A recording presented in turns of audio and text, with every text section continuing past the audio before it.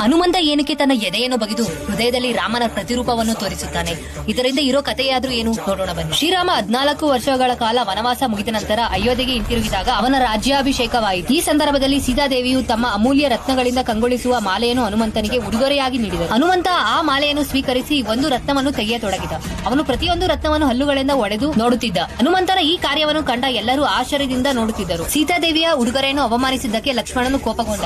ಅವನು ರಾಮನ ಬಳಿ ಹನುಮಂತನ ಈ ವರ್ತನೆಯ ಬಗ್ಗೆ ದೂರನ್ನು ನೀಡಿದ. ಆಗ ಹನುಮಂತನು ಹೀಗೆ ಹೇಳಿದ: ನಾನು ಈ ಹಾರವನ್ನು ಅಮೂಲ್ಯವೆಂದು ಒಪ್ಪಿಕೊಂಡೆ, ಆದರೆ ಇದರಲ್ಲಿ ನನ್ನ ಪ್ರಭು ರಾಮನ ಹೆಸರೇ ಇಲ್ಲ. ನನ್ನ ಪ್ರಭು ರಾಮನ ಹೆಸರಿಲ್ಲದ ಯಾವುದೇ ವಸ್ತು ನನಗೆ ಬೆಲೆ ಬಾಳುವುದಿಲ್ಲ. ಇದನ್ನು ಕೇಳಿದ ಲಕ್ಷ್ಮಣನು, ನಿನ್ನ ದೇಹದಲ್ಲಿಯೂ ರಾಮನ ಹೆಸರಿಲ್ಲ, ಹಾಗಾದರೆ ನೀನು ನಿನ್ನ ದೇಹವನ್ನು ತೊರೆಯಬೇಕಲ್ಲವೇ ಎಂದು ಪ್ರಶ್ನಿಸಿದ. ಹನುಮಂತನು ಈ ಮಾತನ್ನು ಕೇಳಿದ ಕೂಡಲೇ ತನ್ನ ಪ್ರಭುವಿಗೆ ಎಷ್ಟೊಂದು ಪ್ರೀತಿ ಹೊಂದಿದ್ದಾನೆ ಎಂದು ತೋರಿಸಲು ತನ್ನ ಎದೆಯನ್ನು ಬಗೆದು ಅವನ ಹೃದಯದಲ್ಲಿ ರಾಮನ ಪ್ರತಿರೂಪವನ್ನು ತೋರಿಸಿದ. ಅವನ ಹೃದಯದಲ್ಲಿ ಪ್ರಭು ರಾಮ ಮತ್ತು ಸೀತಾದೇವಿಯರ ನೆಲೆಯನ್ನು ಎಲ್ಲರೂ ಕಂಡರು. ನೀವೇನಾದ್ರೂ ಹನುಮಂತ ಭಕ್ತನೇ ಆಗಿದ್ರೆ ಈ